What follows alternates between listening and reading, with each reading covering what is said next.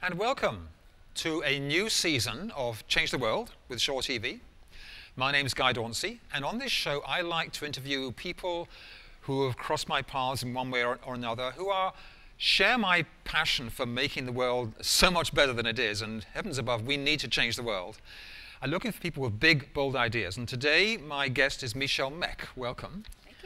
Who's come over from Salt Spring. Michelle has been working on environmental issues for over 10 years with a big focus on the climate crisis, and then you shifted 4 years ago, decided to concentrate on the oceans and created educational materials in English and Spanish on our impact on the oceans. And then you published, Camera, this wonderful children's book called Ocean Champions, a journey into the seas of plastic to educate younger children about what's going on with plastics in the ocean. So, congratulations first. Thank you. Tell me how you came to write the book. What's motivating how I you? came to switch to the oceans, how I came to work on environmental work was my family and I went offshore cruising for 5 years. Oh, right. And I came back and I sort of felt like this trip was analogous to the astronauts who look up down on the earth and see how beautiful it is. And I and my daughter really felt like we had to do stuff. So we both started working on environmental issues. And right. I even clicked up with you on a climate change report. Yes. And then my husband and I started going to Malakia, Mexico, and I saw all the plastic on the beach there. Yeah. And I thought, gee, I've got to do something about this. So I hooked up with a principal superintendent, a high school teacher, and started developing educational material. So doing the whole gamut, not just plastic pollution, other pollution, climate change, overfishing. And so I ended up with a website with all of these PowerPoint presentations on it. Yeah. So let's just jump right in, because you've got some wonderful images here. If we can bring up the first one of the entangled turtle. Right. Tell me about the entangled turtle, then I'll work through the other images, and then we're going to get to the book. Okay, that's fine. I don't know, should we say anything about plastic in general? For people? Does everybody really know it comes from oil? Yes. Not at all, only about the things 8 to 14% are the statistics you get is recycled. Yeah. And people may not realize the one big thing, the two big things about plastic. One is that it's not biodegradable. Yeah. It's photodegradable, which means it breaks down with exposure to sunlight, and it breaks down into smaller and smaller pieces, but it's still plastic out there in the environment. The other big important thing is that when plastic's in the ocean, when plastic is made, it starts out as little things called nurdles, which are about the size of the head of a match. Oh, wow. Yeah. So that's the base. So then they take the nurdles and they throw them all together and they add different chemicals, and a lot of them are toxic, to make the plastic stretch or be what they want it to be. So when the plastic's in the ocean, these chemicals unbind from their host fairly easily, so plastic can unleash toxins in the ocean or in an animal's stomach, and it can absorb plastic pollution that's already in the water, up to 1 million times what's in the surrounding seawater. So what you're saying is, with the images we're going to see in a minute, we want you to think there's about two this. levels. There's the immediate impact, and then there's a deeper level behind that. Right. So how many sea turtles are getting caught up in plastic like this? I don't know. I don't think they know. Basically, you have to think for every, all these pictures, about 1 in 10 animals is found that's entangled. So for every one you find, there's who knows many more. So there's the sea turtle. So the whale here, this is a... the sea turtle is, by the way, in a ghost net, right? Which are derelict nets that are either lost or discarded. Floating in the ocean. A lot of them sink to the bottom, but if they have buoys on them attached, a lot of them will. And there are so many of those.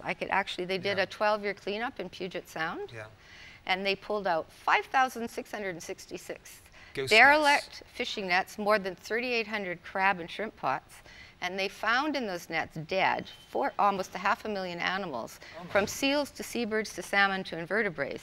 Now, the bulk of that was invertebrates. Yeah. But so the thing is, when we're on Earth, we see litter. Right. But when we only see the surface of the ocean. Right. And you're saying at the bottom of the ocean, there's this debris of broken down nets and junk, and the animals getting trapped in it. Yeah. So talk about the whale that you've got. The whale is fishing gear, trapped around it, wrapped around it. Floating in the ocean in the same way. And whales are kind of interesting with And with it wrapped around its mouth, it can't feed at all. Well, that one actually got saved, but yeah, other whales like this, they're going to starve to death. Well, whales actually have the hardest problem with entanglement in a way. They've done a study, and whales can live, and they don't take the whole thing with them. They don't die. They usually pull it along or pull parts of it off. So and it can take them up to 1.5 years to die. So they have this slow, painful death. It's really awful. It's a seal or a sea lion with the big red plastic around it. Which one I can't twist it around. Can you not see on the screen down the background? No. I shouldn't be twisting around like that. That's all right. Yeah. This is that's the with seal. the red plastic. The it's a seal. It's a carrot bag. A carrot bag. Yes. So that's just so mundanely awful. It is. And just a carrot bag, and the whole seal is being entangled in it. And you see lots of, the plastic beach toys come in those kind of bags too, and they get discarded on beaches. Yeah. Wow. So rolling along here, sorry, wrong one. We have, it's an oiled albatross from Noah with the plastic junk attached to it. What happened to the sea otter? Sea otter's coming up after this, I think. Oh, that one, the black albatross, yes. Okay. Yeah. That's a black, this is what shows you what can happen to balloons. Wow. Especially helium balloons, they're terrible. So you let them go. You should never, ever let a helium balloon go. I've been knowing that for ages. Yeah, it can go into the water. So this one died from the party balloon. So the balloon comes down in the water. Yeah. It looks and seems like a silvery fish. Yeah, it looks swallow, eat. But this one isn't swallowed. This just got tangled up in it. So that's string and balloons, and he died. So the next one is we have the sea otter now. Yes. With the plastic bag all round its back limbs. Yes, it's a sea otter pup. And it's just, it was playing and it got entangled in the plastic bag. So the fellow that took the picture, he said the mum did manage to save it. So that was a happy story in the end, at least. So these are the sea otters are off our west coast up to Alaska. So this is local to us, right? It could be, yeah. So we can't blame China and Taiwan maybe for that. Who knows? Well, we should get to that later. You can't blame them as much as we're blaming them anyhow. The next one is a young albatross chick. Yes. With a green plastic thing stuck around its beak. So we're on Midway Atoll now. Yes. So we have 2 albatross pictures now, and the first one shows, it'll never get it off probably, right? So this is a live albatross. This is a live chick, yeah. So the albatrosses, they're the biggest wingspan of all birds in the world, I think, almost, next to the condors or close up there. There's ostriches too, but I tell you, the oldest living albatross in the world is a Laysan albatross on Midway Island, and her name is Wisdom. Wow. And this year she turned 66 and had probably her 40th chick. So the albatrosses, they're on this island where there's no predators, so they're on the ground, and that's where all the plastic gathers as well. And because it's near the Great Pacific Garbage And the young albatross are eating the plastic debris? The parents are eating the plastic debris when they go out. When albatross goes out for a week at a time, the dad will usually stay with the chick, and then they'll take turns. And so the next result is this. So they fly raising a chick 25,000 miles. That's astonishing. So here we have a dead albatross showing its stomach contents because it's died, and it looks like a cigarette lighter and just endless plastic crap. So that's what happens to the chicks is the parents feed it to them. And I can tell you a little story from Carl Safina's book where the researchers were watching, and the albatross mum came back and waddled over to her chick and found it by its call, and the chick, to get the mum to regurgitate it, taps on her beak. So she brought up some bolus and fed it, and it was tapping again for more, and the mum was retching and retching and retching. And they couldn't figure out what was wrong. And then finally, just the tip of a green toothbrush showed coming out of her throat. Goodness. So the mother couldn't get it out, and she couldn't feed her chick, so she just walked away. Incredible. It's awful. So the next image we got here is a puffin, rather. It's a puffin. Holding what it presumably thinks is a fish, with a bit of plastic in its beak. I don't know what it thinks it is, but the photographer said that she was gathering that to feed her baby. And he saw her go over after and feed her baby, You see, this has happened so quickly. Yeah, I know. Things have changed in less than a lifespan of an albatross. So those animals have not had the time to evolve and adjust. Well, puffins, albatrosses, they've been around for millions and millions of years. And suddenly, there's plastic. Yeah. And they haven't, So the next one coming up after this is the turtle sniffing after floating plastic in the ocean with sort of floating plastic debris. Is this food or not, right? Isn't it the turtle eating the plastic bag? It's got its mouth attached to it, yes. It looks Yes, as if it's so about that's to a begin, turtle eating it's about plastic. to begin to eat it. Yes, that one is, that's because plastic bags look like jellyfish to turtles. And so do those big party balloons. Yeah, so the next one, I give a viewer one of those warnings, like if you're queasy, get ready to be queasy by this one. I didn't like it myself. This is a turtle with something being pulled out of its nostril. Okay, so a lot of people have seen this video, I found out. Christine Vanager took the video and she gave me a still of it. It's where a turtle swallowed a plastic straw and it went up along wrong passageway and it ended up coming out of its nostril. The video is tough to watch because it's very painful. I was going to say, I don't want to show that on television, but it's reality, what's happening yes, it's our reality. Plastic straws. Yeah. So moving along then, here we have another seal eating a plastic bag. Mm-hmm. Plastic bottle, isn't it? Yes, looking closely, it's a chewed up bottle, that's right. It's had a few chews out of it already. So then we're moving on after this to... No, the book? No, not for a minute. Well, that's right, the book. Yeah. So yes, so the book. I just wanted to mention about fish. Yes. Okay, and this kind of hits more home for people too. Yes. In all the studies they've done, they found anywhere from 5 to 58% of fish containing plastic. In the UK, a third of UK fish contain plastic. What size bits of plastic in the fish? Usually small, but not necessarily. There was a picture of a mahi-mahi with a yogurt cup inside of it. So what I'm thinking is, lots of our viewers eat fish. Right. Is it the kind of fish that when you cut it open, you'd see that yogurt cup, or is it tiny fibers that's built into the flesh of the fish? There was a fish in the North Pacific Gyre. They found 83 bits in a 5-centimeter fish. Oh my goodness. So that's another piece about the plastics breaking down. Yes. Into tinier bits. Yes. Well, they're usually like little pieces in there, but yeah, they can have whole items. I mean, whales, they've found with sweatpants and towels, a golf ball. You know, it's amazing what they in plastic sheets, and so. So then the question arises: how do we stop this? What do we do about it? And one of your approaches is is education. Right. So. Should we just take you through some of you talk us through the books? We've got some lovely, beautiful artwork coming up here. So let's go. Ian Fry. Yeah. He's an artist in the Comox Valley. So so the first we got the girl, and they got names there. Okay, so that's the beginning of the book. There we go. This image that's here. Kai and Morgan, and they're on a beachside holiday with their parents, and they meet up with this bottle who's really worried about being washed into the ocean. And he talks to them. And he talks to them. And his name is Botley. Very original. And he's very knowledgeable about plastic in the oceans. Okay. And so then? Then they see down the beach, they see 2 dolphins. So they go down the beach. Yep. And they see that one of them is entangled in a piece of fishing net. Right. So they call the Animal Rescue Center. As the Vancouver Aquarium told me, that's the way to do it. You don't touch the animals yourself. Yep. And so they come in this really interesting looking boat called Spirit.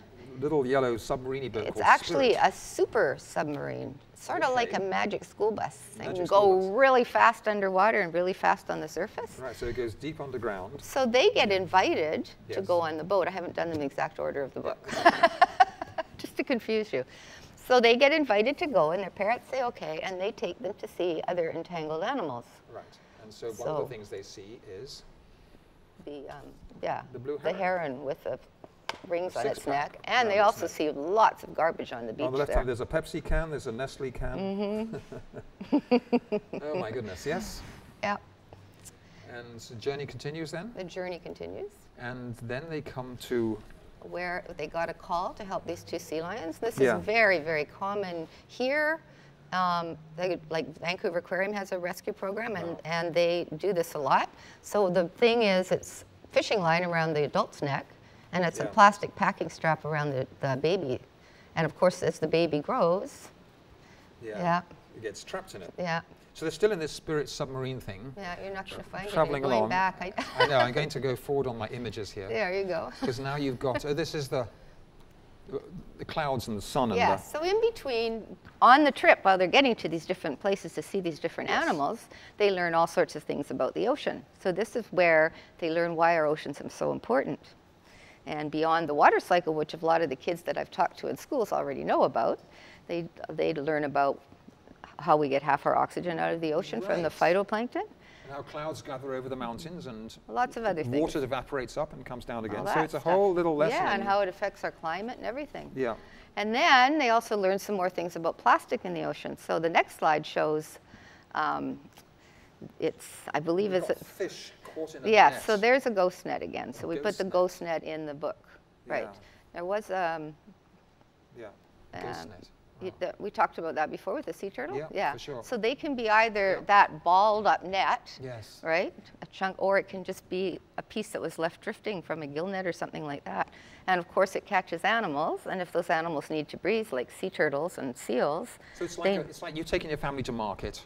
Saturday morning, you've got the whole family together, and there's a big net that catches half of them, and they get caught in it forever. And if you need to breathe, and you can never get them out of it. well, if you need to breathe, you're dead, right? Yes. Yeah, because you can't get back to the surface. Right. And then we have finally, this is the Spirit, the little submarine vessel. That's the submarine. They've got, right? Yes. Now they're taking, as they're traveling, you see in the top corner, Yeah. it shows you a jellyfish and a plastic bag and a party balloon. And So they all look the same. They all look very similar, yes. Yeah, that's an important So one. whales and sea turtles in particular really get fooled by those. That's Yeah. So moving on then, we're now on Albatross Island, Midway now, Island. Midway Island. They've done a yeah. big journey. They've done a big journey. Isn't imagination wonderful? Yes, it is. So they go to Midway to meet the Laysan albatross and look at their little chicks. Yes. And the next slide, and to see the carcasses And with the there plastic they've got in the them. carcasses of Yeah. the dead chicks. So that's really sad. So have you, well, we'll finish this, but Yeah. children don't like No that. problem. It's actually interesting because I worked with the primary school coordinator on Salt Spring, Yeah. Janet Hogue, and we did initial runs before it went into production. And I had real pictures. We did a PowerPoint with real pictures so the kids had something to look at. Yeah. Didn't balk them, even kindergarten kids. Nope, Wow, okay. doesn't bother them at all. It's amazing. So then we have the next image. We're now into the ocean again, the Great Yes. Pacific Garbage Patch. So yes, so they also go into the Great Pacific Garbage Patch. What is the Great Pacific Garbage Okay, Patch? in 1997, Charles Moore, who started Algalita Marine Research Foundation, he found it. He was sailing back from Hawaii, and he went a different way than most people go. So Yeah. that's the Pacific Trash Vortex, or the Great Pacific Garbage Patch, and it's inside the North Pacific Gyre. So in the world, there are 5 gyres where these big rotating currents, it's almost a little bit, it's not really like a toilet, but it's not that strong, but they draw So plastic the in. ocean, is it driven by jet stream or something? The oceans Yes. are going round in a circle. And Right. They're gyres. Yeah, I think jet streams are more and the like plastic gets drawn towards the middle? Plastic gets drawn towards the middle. And most people think that it is, if you go to the next slide, you'll actually see a sample from the gyre, a real life one. The toothbrush? Yeah, so that's a sample. So Wow. a lot of people will say, oh, I hear there's this big island of floating plastic in the Pacific. Yes. Well, it isn't. It's actually like plastic soup. Yeah. And the majority of it is broken up. It's almost like confetti all So over the there. toothbrush dominates the image, but look behind that, and There's there's a piles of little confetti of pieces. little pieces. And there are 5 in the world. So Charles Moore just finished a research project on the South Pacific Gyre. They spent months out there. Yeah. And actually they found that where the North Pacific has more like domestic, like our kinds of garbage, there's in the South Pacific Gyre, there's more like fisherman type debris. So, but there's one in the Atlantic, north and south, and there's one in the Indian Ocean. So there are North 5. and South Pacific, North and South Atlantic, and Indian Ocean? Yeah, 5 of them. And that's there's some just in smaller 20 ones too. That's just in 20 years, was it? That's Of just doing what? plastic. In 20 years of us doing 97, plastic, yeah. Wow. So, and then I guess when they first went there, Charles Moore and Algalita, there was 6-to-1 plankton by weight of plastic, and then they went back years later, it was 40-to-1 by weight. More plastic 41 than plastic to plankton. plankton by weight. So the final image, well, it's not the final. We've got all sorts of sea life and the spirits on the ocean surface, and that's what happens now as we're getting towards the end of the book. because they're happy, right? No, what happens? No, Okay. they're not happy. Okay, I'm getting ahead of the game. You are. No, the 2 dolphins that they met at the beginning, Dylan and Dash, they bring all their friends to see them. Right. And they ask them for their help, Yes. you know, and they say, you know, things like, people wouldn't throw away litter in their own homes, and yet they're doing it in our homes, right? And it's really hard for us to survive. So they ask them to be champions for the ocean. Right, which is the title of the book, Ocean Yes, Champions. yes, it is. And so the next then, slide is moving just where on. to get the book, so I don't know if you want to No, do the that. next slide is the girl putting Botley into Botley's Yes. home. Right? So they go home, it's the end of their trip, and they're walking along, and they see a recycle bin, and Botley says, it's time to recycle me. It's actually time for me to have a sip of water. Yes. And And so the kids are really sad, but Botley said, don't worry. I wasn't made to be reused as a bottle. I'll get ground up and made into something else. Yeah. So then they go home, and they do all sorts of good things in their school and in their community. So let's go to the last slide now so that people want to get the book. Okay. This is the details. Your website is oceanchampions.ca, right? Yes, and you can order the book online. It's at a slightly reduced price. They can email you, go to the website or email you directly? I put my email on. You can go to the website and just buy it using PayPal or a credit card. Right. Okay. I put my email address on there in case you wanted to write to me if you had any questions. And if anyone on schools on Vancouver Island, do you come and speak to them? I have done that. The book came out mid-June, and I got 20 classrooms in, which was really cool before the end of the school year. Whoa, that's but unfortunately, I'm going away for the fall shortly for a bit. So, but yes, I will be doing that because I really enjoyed it. The kids were like, we had almost an hour, and the kids were just so into it and asking questions and making comments. So it was really good. So we got sort of 5 or so minutes left. The big question is like. I should mention before you go away. Yes, Heritage. Heritage Group. So Heritage Distribution Group. Yes. Or group distributors, right? Yeah. They just have signed me on recently. So it's in all bookshops, in other words. Any bookshop? Not there yet. Okay. They have an extensive list of books, but it should start to become available in bookstores this month.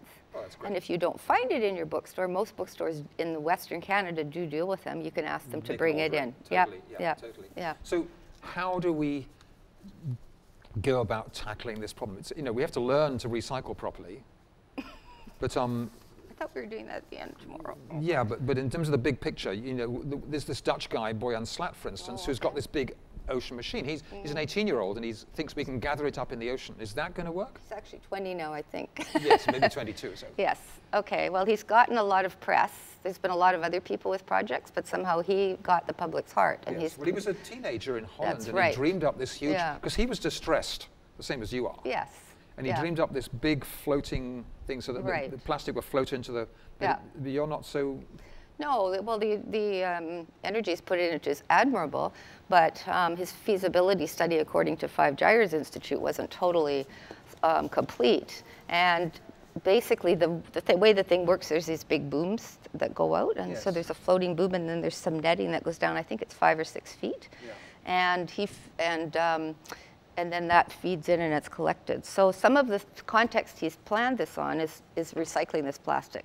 The plastic in the ocean is so brittle from being in the sun, you can break it apart with your fingers. Yeah. It's also possibly been biofouled, and it's also probably collected toxic chemicals.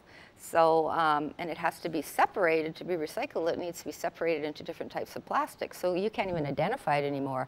There's something called spectroscopic analysis, which can be done, but it's really expensive. And transporting it, it's so expensive to transport. So there's more. Yes. Okay. Ecological upset. Okay. Yeah. The way it's designed is he thought all the wildlife could go underneath, but plankton can't swim. They're just drifting there, so they could pick up plankton, valvulus. So he's getting a bycatch of fish on. Yeah. And there's some scientists are worried that because they're sort of trapped in there, it's going to upset the prey, the whole predator thing, and also the capture. Okay, so 70% of plastics sink. Okay. Yes. So all that stuff it's not going to collect. A lot of them are suspended. And the other thing is the bulk of the plastics, like we said, are microplastics. So he's not going after the really small ones. He's getting them about a centimeter or bigger. We've got the privilege of a second show to interview with you when we're going to discuss how do we tackle this big problem. Right. What I want to ask you now is how are children responding to this? Well, what I would like, children are responding really well. Like I said, those 20 classrooms, it was like, wow, they just really liked it. And I've had kids. Are they feeling overwhelmed or are they feeling motivated and empowered? No, surprisingly enough, because I was thinking, it's fairly long for a kid. Yes. I was thinking grades 2 to 4 probably, and we did it all the way from kindergarten to grade 5. So in your class, do you read the book with them? What I do in the classroom when I go in, or I can do it for a teacher, is I have a flipbook copy version. Yes. So I send it to, it's a secure copy because I'm not giving them out to everybody. The teacher puts it up on a projector behind. Okay.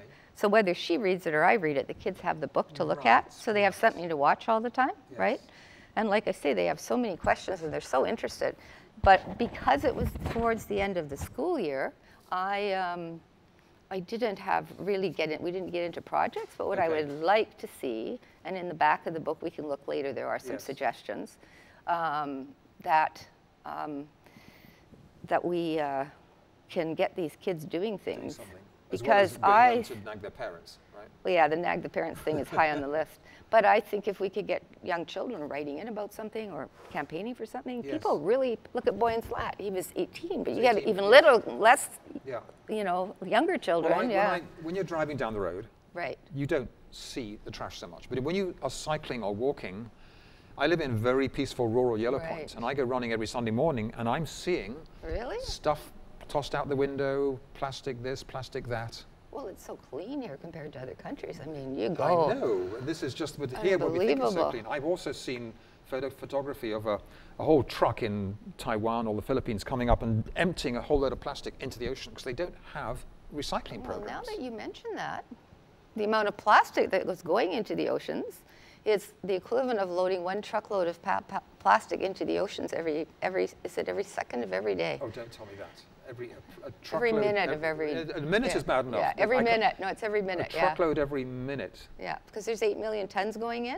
Holy moly! And I've also it's the equivalent. The other visual is 15 bags of plastic, like sort of Yes. grocery style bags full of plastic, Yes. for every meter of coastline all the way around the world. So every meter around the world of coastline has 15 bags. This is overwhelming. I know, 192 countries. That's where it's like. That's what the study has been. They finally quantitated how much is coming from the land, and there's more coming.